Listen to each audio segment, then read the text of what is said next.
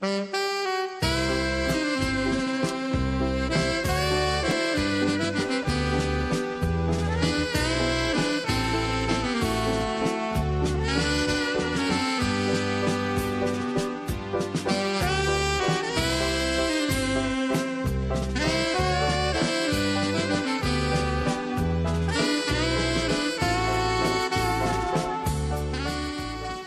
mowy moja mamuliczka wydać mnie rozchciała za jednego synka, co se ubzdurała.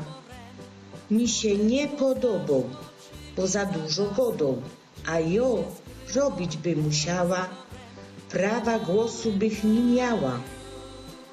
Tuż karlika mi raiła, co bych się z nim łożyniła. Nie chca jo karlika, łon mo w łepie bzika. Wej se dziołcho Kuby, łon tam mieszko wele gruby. Nie chca jo mamulko Kuby, bo on do mnie je za chruby. A mono Wiktora, łon mo dużo pola. Wiktora bych też nie chciała, bo bych na polu robić musiała. No tuż kogo ci tu dać? Można chcesz Ignaca brać. Nie chca jo Ignaca, bo on teraz mo już glaca. A co, Alojz od Zofije? On sam z nami dobrze żyje. Jo Alojza by nie chciała, bo to tako je mamlała.